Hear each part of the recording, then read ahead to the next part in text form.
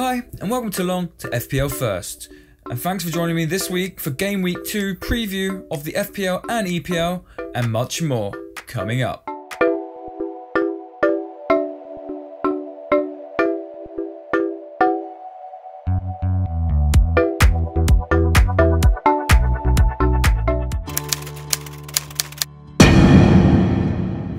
Kicking us off on Saturday, Newcastle travel to Cardiff to try and get their season started after falling short against Spurs 2-1 in the previous week.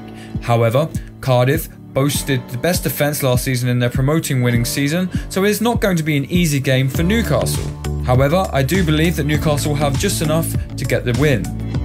Next, Everton, Spurs and Bournemouth will all be looking to make it 2 out of 2 for the start of this EPL season, with Everton, Wolves, Fulham and West Ham all looking for their first win of the campaign.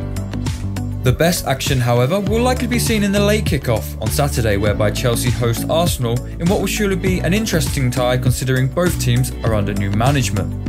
Chelsea started their campaign off with a comfortable 3-0 win against Huddersfield, with Arsenal made to look mediocre against a formidable Man City team, losing 2-0. However, both of these games do not give much information as to where these teams currently lie, and therefore this game should be the real test of how each team has come with their new respective management. Sunday's fixtures sees both Manchester clubs in action looking to maintain a 100% winning record at the start of the season, with Watford also looking to maintain a winning start too. The rest of the teams will still be looking for their first EPL win of the season, however. Lastly, Monday sees title-winning hopefuls Liverpool, who looked very comfortable against a disorganised looking West Ham in Game Week 1. However, Crystal Palace will be looking to maintain their unbeaten form, looking to build upon their strong home defensive record that they had towards the end of last season and that they've clearly brought into this season. A closer look at the main fixture this weekend sees a Chelsea side who have failed to beat Arsenal in their last 6 attempts, with 4 of those results ending in a draw. However, with a win under their belt, Chelsea will surely be the more confident side going into the game, alongside the fact that this is their first home game of the season. In spite of this, Arsenal will be looking to bounce back after a Game Week 1 loss, and Emery can take in a pre-season win against Chelsea as a building block to counter what should be a well-drilled Chelsea side. Hazard came off the bench as a sub last week and looked sharp and fit immediately, having an impact on the game with his direct attacking play, meaning if he starts, he will likely be the key player for Chelsea. Aubameyang, on the other hand, was very quiet against Man City and to no fault of his own. The Arsenal midfield failed to give the striker the service he needs, and therefore it will be interesting to see if the striker will get Lacazette starting alongside him, who came on as an impact substitution and definitely gave a valid reason for why he should be starting alongside Aubameyang in this game. Therefore, if this is the case, I believe that Aubameyang could be the key player for Arsenal. Next, let's take a look at the common theme on social media this week in who should be the captain for this week's FPL.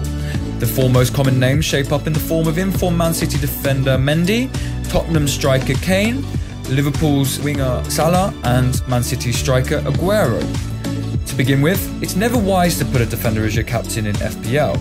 This is because the most amount of points comes from a clean sheet, and although it is unlikely Man City will concede this weekend, it is too big a risk when you compare it with the other options. Furthermore, Mendy is not likely to get 2 assists every game, so it would be a risk in thinking that this was going to happen again this week.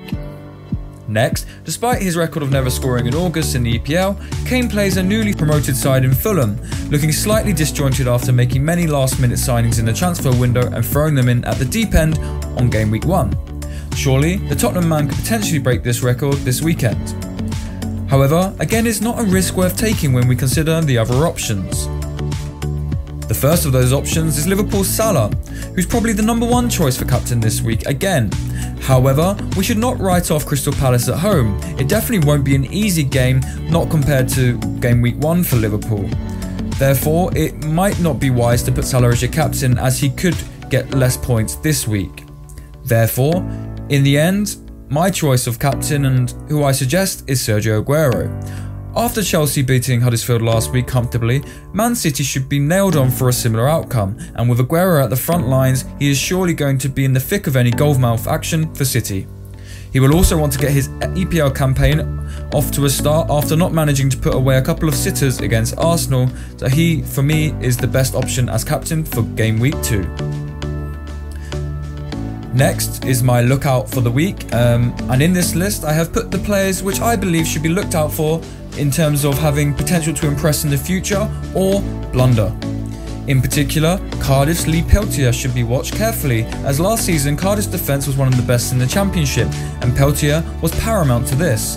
Costing just 4 million, he could be a player that will pick up a lot of points despite the small investment, so he is definitely a player that I suggest to watch out for this week. Looking at the most transfers in, Neves is at the top of the list, being the most transferred player into FPL sides. The reason for this is explained in another video where I'll give a link up top. However, it will probably be a couple of weeks before we know whether or not this is a good choice or not. Conversely, with the news of De Bruyne being injured for 3 months recently, and obviously meaning that a lot of FPL players, including myself who had him in his team, had to make quick changes, there is no surprise that De Bruyne tops the list of the most transferred players out for this game week, alongside Son, who is currently competing for South Korea in the Asiana Games, meaning that he's not going to be featuring in the EPL anytime soon. Lastly, here is my predictions for the weekend. I've predicted there to be 4 home wins, 4 away wins, and 2 draws in total. Obviously, this is not exactly going to happen, so let me know in the comments section whether you agree or disagree with my predictions and where you think I've gone wrong. Please give me your opinion.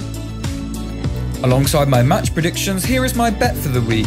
I have gone with an Everton win, a Leicester both teams to score, Man City to win 2-0, and a Newcastle win, which gets you 12.77 to 1 on Bet365 as of today.